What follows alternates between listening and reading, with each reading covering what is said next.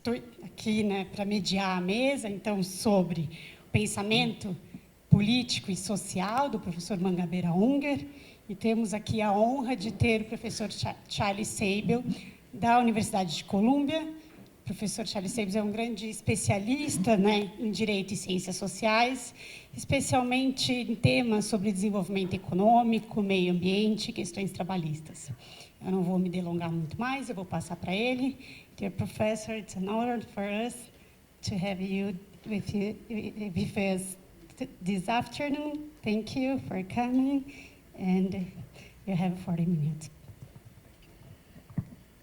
Thank you very much. It's a wonderful, it's a pleasure and an honor to have the occasion to celebrate the friend of a lifetime. For you, he's a national treasure. For me, he's just the friend of a lifetime. I think I have the better deal. I want to first, just a matter of mode of address. Sam mentioned this. Because Roberto is the friend of a lifetime, he'll be in this talk for Roberto. He'll be Roberto to me, and you can translate that as whatever honorific is most suitable. But you'll forgive me for deferring to habit. Second, I want to say just a word about the background of this talk, because it was originally meant to be a discussion of Roberto's relation to Marxism. And Perry Anderson was going to be invited, and I thought that would give me an easy opportunity to both fulfill my responsibilities to you, to provide a discussion, and to avoid the hard part of those responsibilities by provoking a fight between Roberto and Perry Anderson about the meaning of Marxism. And then Perry Anderson didn't appear, and now it falls to me to say something more directly about the subject in the context of this broader discussion of political and economic thought. And I want to be clear in addressing this that as Sam said, there is a revival of interest in Marxism. And it's completely understandable, because the prospects of any kind of reformist capitalism, let alone a transformation of capitalism, even the prospects of a cohabitation between capitalism and democracy are in doubt today. They are alarmingly in doubt, and this is certainly not a country where that question needs to be, the fact of that doubt needs to be explained.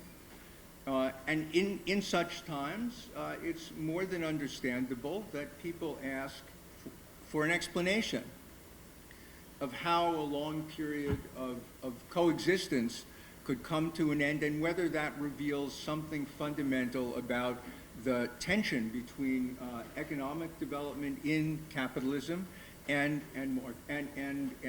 democracy, and the many forms of realization of human potential that we associate with it. So I completely understand the recrudescence, the revival of Marxism. When one goes to look at Marxist explanations, neo-Marxist explanations for why things had to turn out as they do, it's very hard to find convincing ones. And so, as Sam said, it doesn't surprise me that there are lots of conferences, which, let me point out, he attends and I don't, where Marxists are wondering about what a more sophisticated structural explanation of the current crisis would be. I think that's exactly the right question. I don't think they're going to find a satisfactory answer. That doesn't mean there's not a crisis. That does not mean that the crisis is any less severe. It's against that background that I want to come to the question one of Roberto's lifelong tasks, which is to understand, to learn from the kind of theory that Marxism is, to come to a theory, a larger, a less burdened theory of social transformation that keeps open the possibilities that Marxism creates without importing the restrictions that have historically limited its capacity to inspire imagination and guide political action. And so that, very briefly, is my task, combining the assignment of the original panel with this one. And I want to make an argument.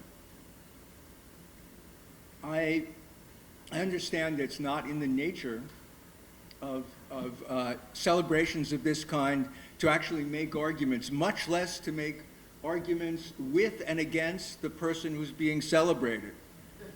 But I will take that as the fact of our friendship, that reviewing these materials, I had a version of Sam's response of going back, not to notes, but to a lifetime of discussions, and reading back through the books and the discussions.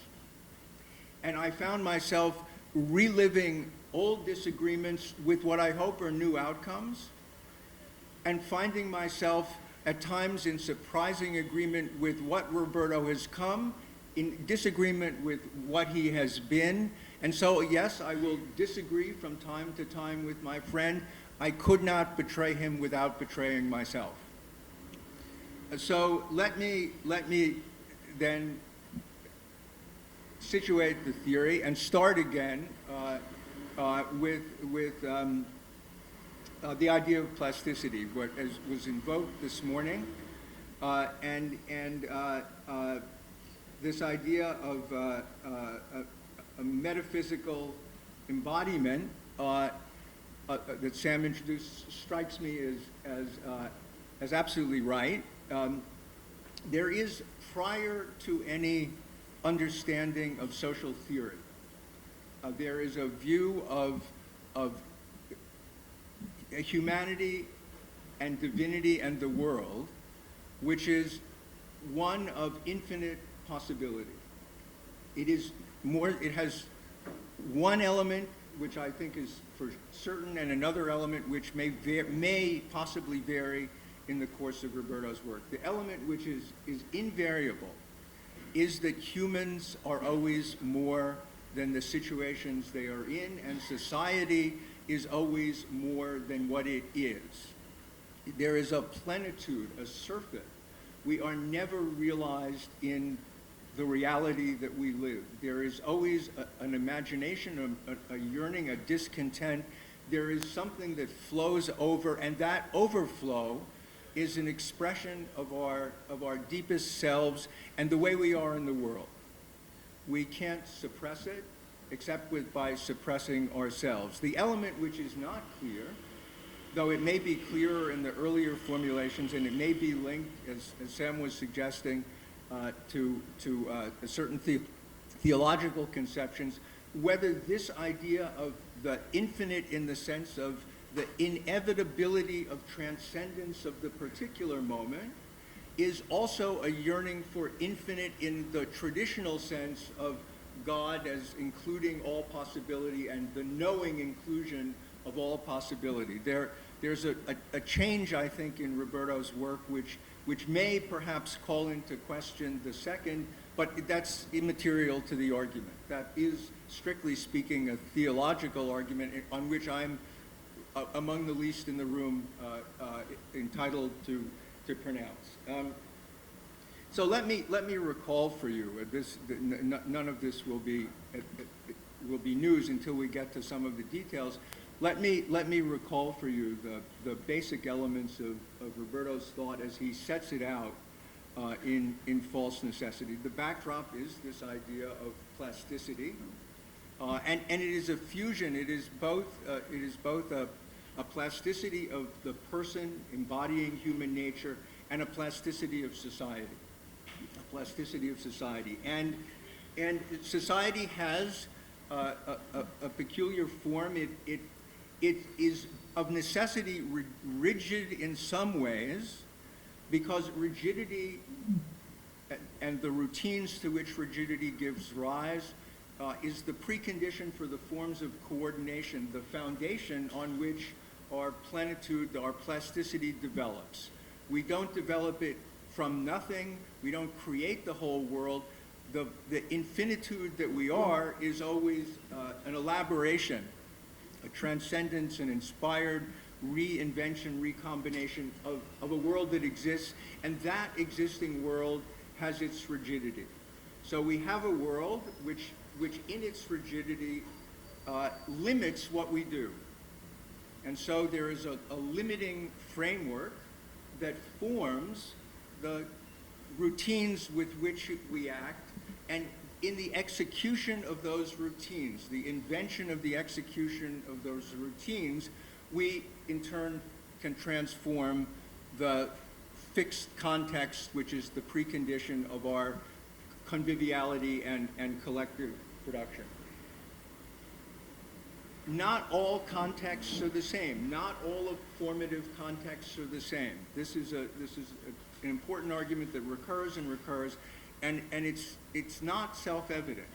That is, you could think that what I just said is an eternal portrait of what human life is like. We always need fixity in order for there to be the flexibility of individuality, which allows for some kind of change in the fixity. So there's never a continuing fixity, but there is some sense in which all fixed things are like all other fixed things. They're all, in some fundamental way, fixed and fixing, no? But Roberto claims, I think absolutely correctly, that there's a distinction, that some structures or frameworks, he uses context, structure, framework, interchangeably to refer to the constraining features of society. Some of them are less constraining, less structuring than others. In fact, some of them can go so far as to be structure denying. You can have structures which actually enable the transcendence of structure.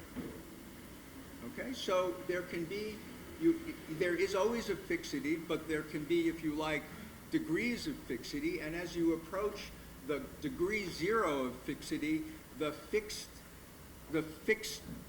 framework context is one that enables the reinvention of the context itself.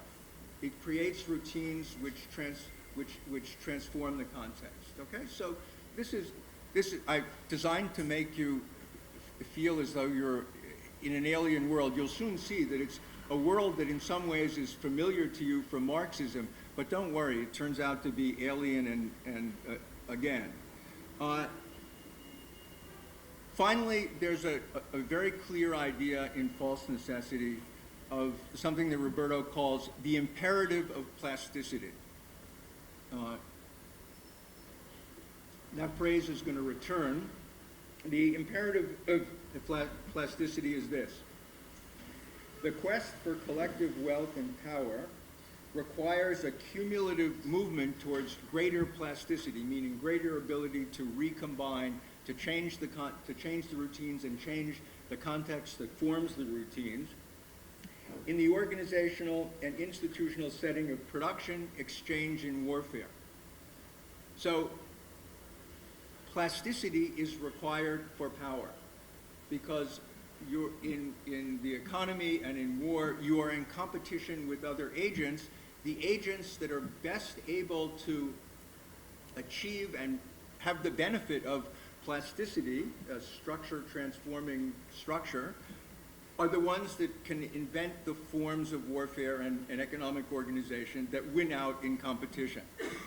So there is an advantage. And then the imperative plasticity requires that advances in productive or destructive hierarchy and sharp contrast between task setting and task following, all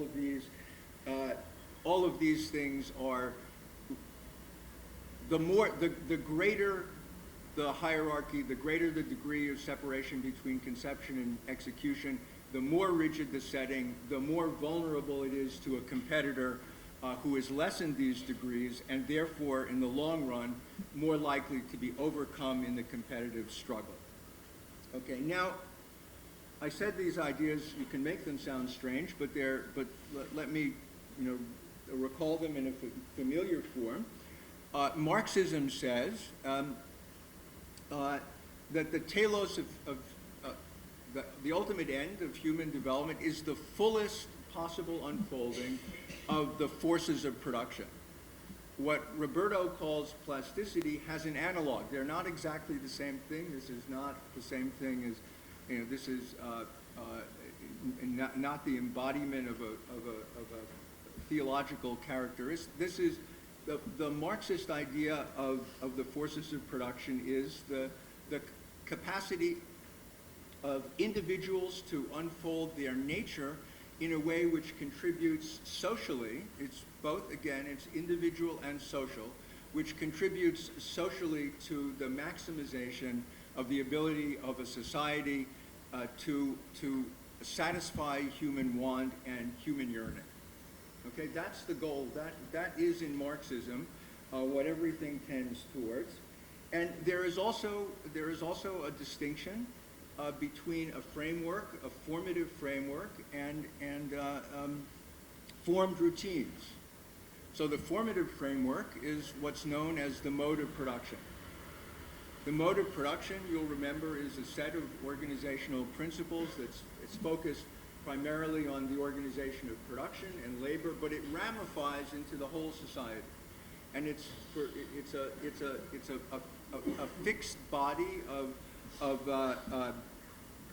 organizational forms at every level of development, and it's the one which does the coordination. It's the one which allows the forces of development, that are whatever the particular capacities are, to develop by providing links among the different actors so that they can bring their knowledge to bear on the common tasks, with a division of the returns, which is guaranteed fairly or unfairly by the mode of production itself. And then, so there's the same distinction between a framework and routines, and then there's a story, an evolutionary logic, which explains how society progresses. And the idea is, again, I think familiar to you, within every mode of production, there's a two-act development. In the first phase, the mode of production encourages the growth in the forces of production. That is, the formative context is useful for the unfolding of the forces of production. But with time, the development of the forces of production begins through a series of innovations and changes, transformation. The surplus before starts to be limited by the very same mode of production which originally encouraged it.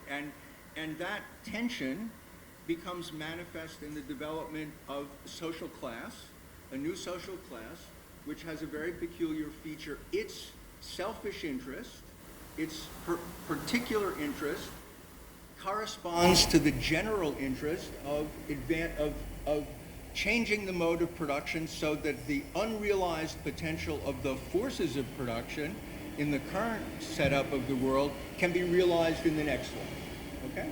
That's and then the telos operates just in a way that we've seen hinted at earlier.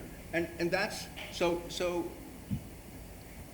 in a certain sense, Roberto's basic idea and Marxism run together.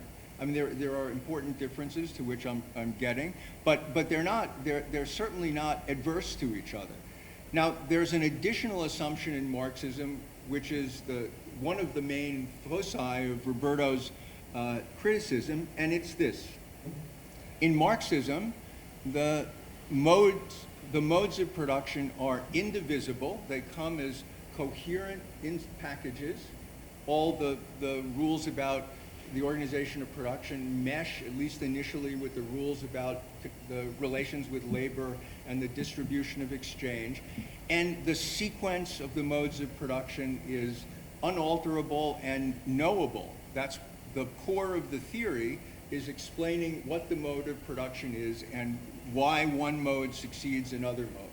And there's infinite debate inside Marxism to show you that every time there's a mode of production, it seems like it has variance. It turns out the variants are all variants of the same thing. If they arose, some of them arise in outside of Western capitalism, but then it turns out that the origins follow a similar path and the trajectories are, so there, a great deal of effort inside Marxism is devoted to demonstrating the integrity of each mode of production and the inevitability of the sequence.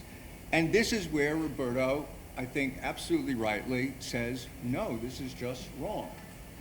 This is wrong. It's wrong on two counts.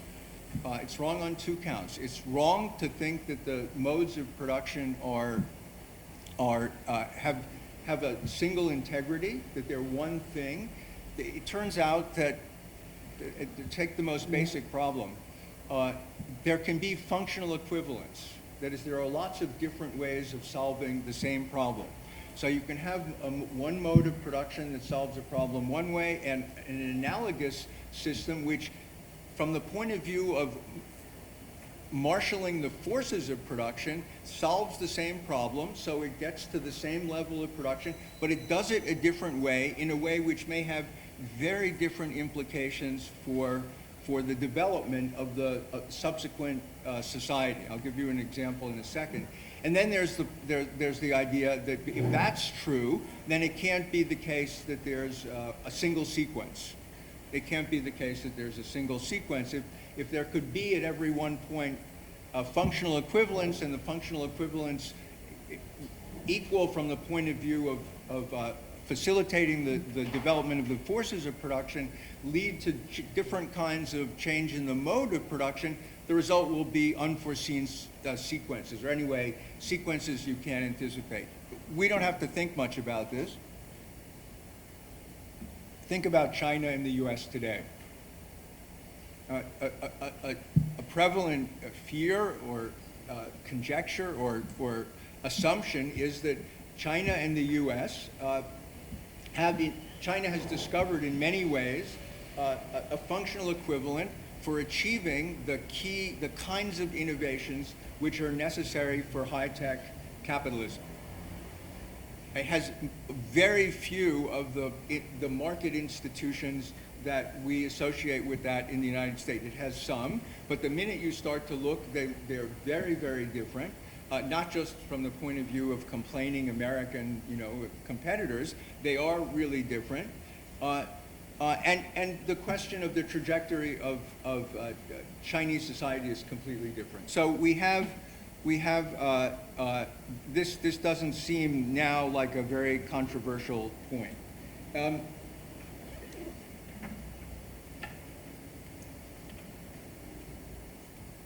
Now, it's important to note that despite this very large difference, that Roberto remains, it's hard to think of somebody who's closer in spirit to the deep ideas of Marxism than Roberto. I don't say this to habilitate him politically. He's in no need of that. But it is really just an interesting fact that when you look around, it's hard to find people who should have been seen as contributing so much to Marxism and have taken so much from it. So let me just very briefly underline the points. There's the first point is the notion of humans as productive beings. That we are both indissolubly creative as individuals and creative in a society, and that there is no form of deep human satisfaction that does not include participation in production and the unfolding of our productive forces. This may seem straightforward until you look at the huge diffusion now of redistributionist programs. When people think, what is the answer to, what should utopia be? Most of the effort goes into thinking about finding forms of redistribution which assume that people are not fundamentally productive agents. So this idea, both in Roberto's political work, emphasizes a productive aspect, you can say this grows out of the failure of redistributionist programs, but you could as well say that it reflects an early commitment to this idea of productive being. Then there are all the other things that I've just mentioned, the insistence on the difference between framework and formed routines and the different kinds of frameworks, and so on. So if you want to see the core importance of these Marxist distinctions, not just in Roberto's work, but I think generally to orientation in social theory, it's useful to look at his criticism of positivism. Okay, because the question is, does it really matter if you have a distinction between frameworks that form things and routines that don't form things? And one way to answer that question is to look at people who don't think that there's any difference. And that would be positivist social scientists. You're all lawyers, so I won't ask you how many of you are also positivists, but some of you probably are. And what's interesting about positivists is they just don't see that there is they don't imagine the idea that there could be systematic constraint, that there could be anything deep in our society that is hindering transformation. So their characteristic way of seeing things is just to look at whatever problem, whatever they see before them, and to see it as an instance either of problem solving or as interest mediation, and not to understand that it might be the outcome of a structural impediment or anything of the sort. So let me, Roberto then has a name for his understanding of Marxism that is has been denaturalized, where you take away the idea that there's an inevitable sequence of the modes of production, and you are open to the possibility of change, and he calls this super theory, okay? And he's going to contrast it to another kind of theory study, can dispense with the conception of divisible and repeatable types of social organization, while nevertheless specifying constraints on what can be combined with what within a single framework. Okay? This is what you're going to be left with if you take away from Marxism the idea that the modes of production you're accepting the idea that there's some constraining structures in society. You can't just change everything by changing one little piece. There are deep constrictions. But you don't, the constricting features don't necessarily form one whole, and they don't succeed another in a sequence. So what you want is a theory that does away with those assumptions, but still has to be able to tell you what things can fit together in a certain way. Otherwise, you might fall into the positivist trap of thinking there were no constraints at all. Okay? So a theory that does that, Roberto calls super theory, okay? And he contrasts that with another response to the recognition of the limits of Marxism, which is called ultra theory. And the point here is that they're both, between super and ultra, people may differ, but they're both acceptable. Neither one of them has the vices of the limits of Marxism, though each one has a characteristic weakness. Ultra theory is more related to a kind of modernism, and the reaction is this: every time I'm an ultra theorist, if every time someone gives me a Marxist comes with an explanation of structural constraint and says the outcome had to be this because of a deep structure, I say, no, it's actually the result of a set of contingent forces, and had history been different, had the political forces made different choices, the outcome would have been different. I don't say, and that's because there are no deep structures. I just say, you haven't given me an example. I continue to believe that there could be deep structures, just not that one. Because I don't want to have a general theory of what the deep structures are. But case by case, I'll refute the argument about a deep structure. But on the other hand, if someone, a positivist, comes and says, there are no structures, here's why this interest mediation came to pass, or the problem was solved the particular way by these agents, then my reaction as an ultra-theorist is to say, no, I've identified a structure that is hindering change and you haven't taken account of it. So it's my stance. In other words, I embody, instead of having a general theory that says what things can be combined with what things, even though their modes of production or their equivalent frameworks are not indissoluble wholes, and even though there's no sequence, instead of saying that, I embody that, I enact that stance by responding alternately to the appeal to structure or the appeal to a positive absence of structure, okay? So those look like, in the late 80s, those look like the paths forward. Now I'm going to accelerate, and, sorry?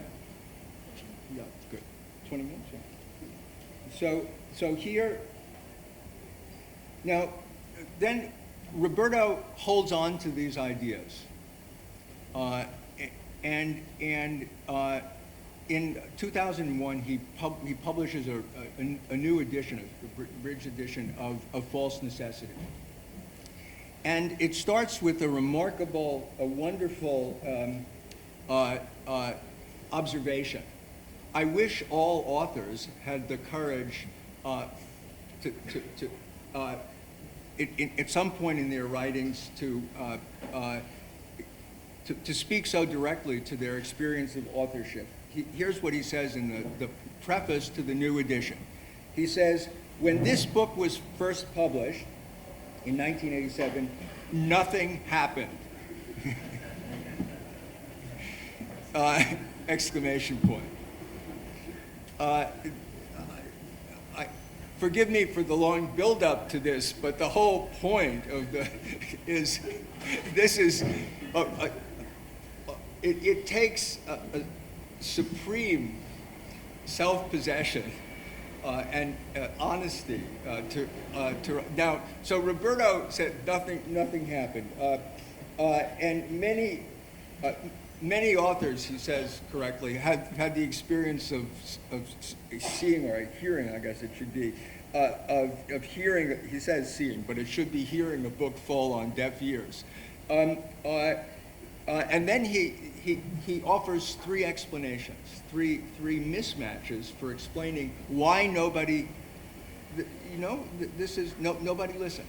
Nobody listened. And the first is because there's a mismatch between the form of the book and its deep message.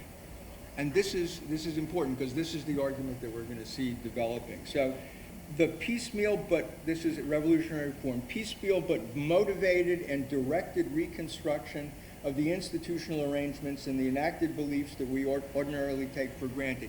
You might expect this book to offer in its explanatory part a toolbox of fragmentary reconstructive moves in criticism and thought. Instead, it appears to present a general theory replete with historical examples and defensive polemics in the grand old European mode. Any such theory must seem a white elephant. Who needs it? Good question. Good question. Now, the point here is that there is a good reason for persisting. The task here is to denaturalize, to strip the theory of a naturalism which denatures it. And so even knowing that there's an alternative form, Roberto is at this point sticking to this idea. And I'll just mention very briefly the other two reasons. The other two reasons that nothing happened is, one, because he's writing in the United States but thinking in Brazil, and Brazil is a much more plastic, open society than the United States. And the second reason that is after the fall of the wall and so on, as Sam pointed out, this is a period of closure. And he gives us an example. There are all these pseudo laws like the Phillips curve connecting decreases in the unemployment rate to increases in the rate of acceleration in inflation. If you look today, Brazil and the United States have converged in the sense that dualism is an enormous problem for both countries, and most of the things which appeared to be law-like regularities in 1987 or 2001 literally no longer exist, including the Phillips curve, including most of the macroeconomics surrounding it. So by that story, if nobody was listening before, now there should be an enormous audience, right, that just extrapolated. So here's the, I want to go briefly to the next. Roberto lets this all, he leaves it. Most of the apparatus of false necessity begins to disappear. Not the core ideas, but the actual apparatus associated with super theory begins to recede from his work. I didn't have such a clear sense of that until I went back over this. But it begins to drop out, and but the project of denaturalization is carried forward, this time in connection with pragmatism. And Roberto is attracted to pragmatism for exactly the same reason that he's attracted to Marxism, because there is an idea of personhood, at once individual and social, of necessity, forced to rely on imagination in order to overcome immediate problems. So there is a direct connection between the individual and the social, and between the future and reimagining society and contending with immediate problems, which makes pragmatism the natural ground for the further development of this theory, leaving aside much of the earlier apparatus, okay? So this is, and then the problem reoccurs, which is now we have the right kind of theory, but burdened by a kind of naturalism. And here, the kind of naturalism is not the naturalism of believing that society is like nature, but understanding that nature is like nature. The problem with naturalism is nature, and the problem with nature is its fixity. The fact that nature can't be reimagined. We can understand nature by analogy, we can approximate, we can do lots of things, we can manipulate nature, we cannot reimagine nature.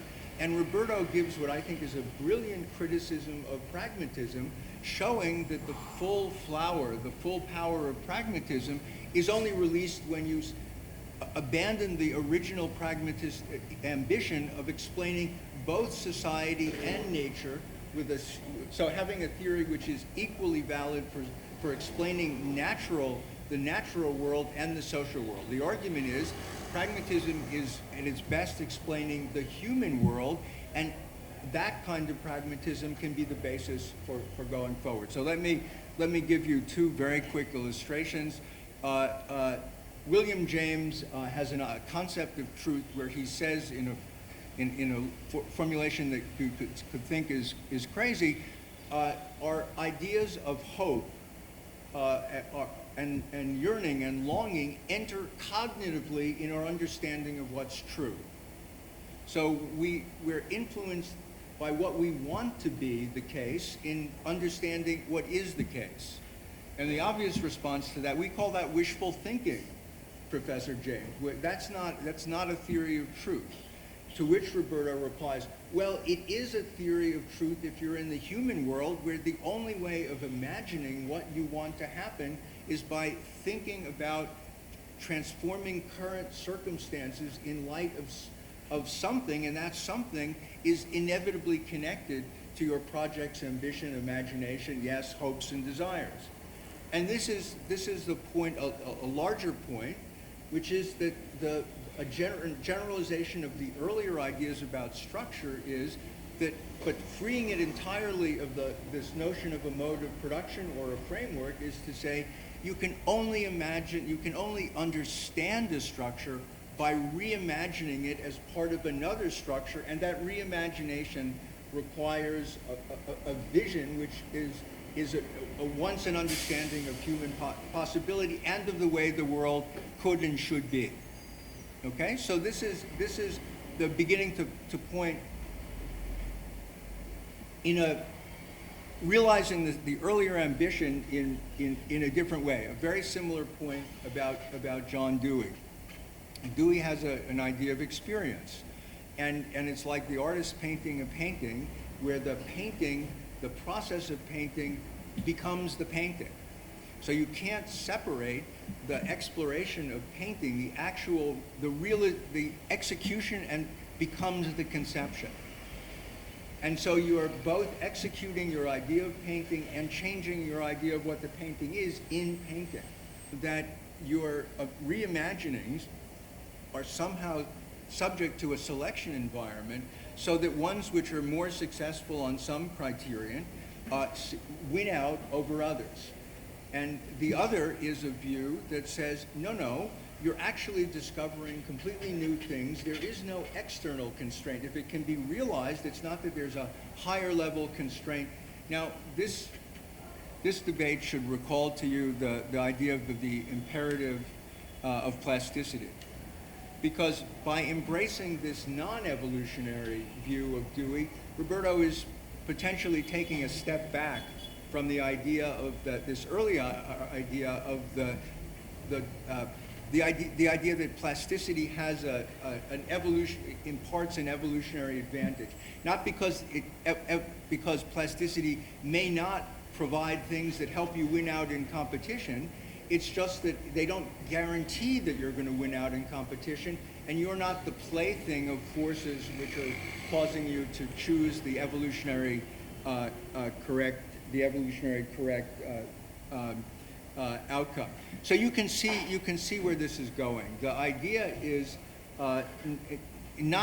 certainly not to choose ultra theory over super theory, but it's to begin to wonder whether super theory is actually necessary to this project. In what sense super theory is still part of the maybe what's at work here is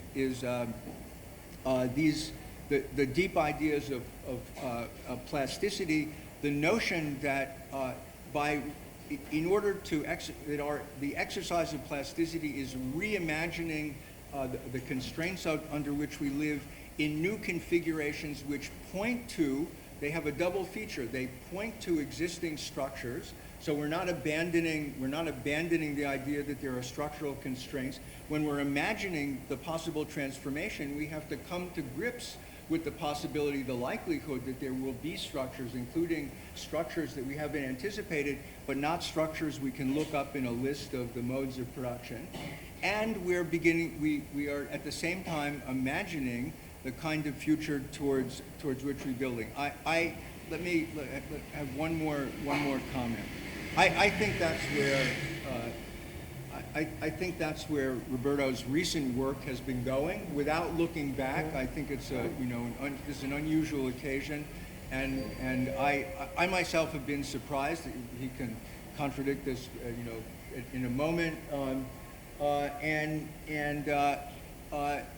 But I have been surprised at a gathering shift. His most recent work is focused much more squarely on this kind of reimagination of particular structures like the knowledge economy, and not in the context of anything like a comprehensive discussion of the constraining contexts and so on. It's there, and mentioned as part of the necessity of transformation, but it isn't a separate theoretical elaboration. So one last point, and a programmatic point. Supposing you thought this was true. Supposing you accepted that the thrust of the work was to give an ever more compelling account of the necessity for revolutionary reform.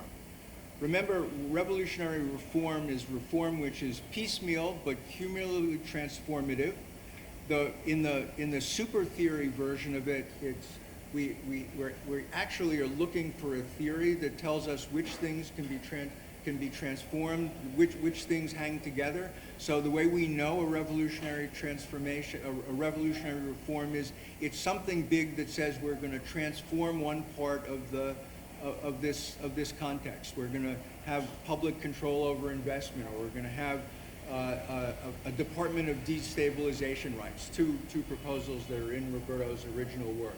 So in the original formulation, we know what a revolutionary reform is because we can read it back onto the understanding of what the context are. In the later formulations, we know that revolutionary reform is possible. It's the necessary way forward. And the way to identify it is through this process of piecemeal reimagining of the different elements of our structure to both uncover limits, that have structural limits that have to be overcome, and to foresee new possibilities. So supposing you just agree with all that. You say, yes, I felt that for a long time. Then what would you do in Brazil? And I had a second lecture prepared. I actually did. That just assumed that you agreed with all that and that you wanted to undertake concrete projects in Brazil to exemplify these possibilities. But time has run out. And I hope there's another occasion. But you think that I'm kidding. I'm crazy. I'm not kidding. I really do think that the way forward at this point is through revolutionary reform. There have been a few small invocations of it in the course of these days, not nearly enough, much too much focused on the older work, the work of situating this within social theory. I think the times are so urgent, not that we should forget social theory or forget the hard-won lessons of the earlier travails and struggle, but we should go forward. Thank you.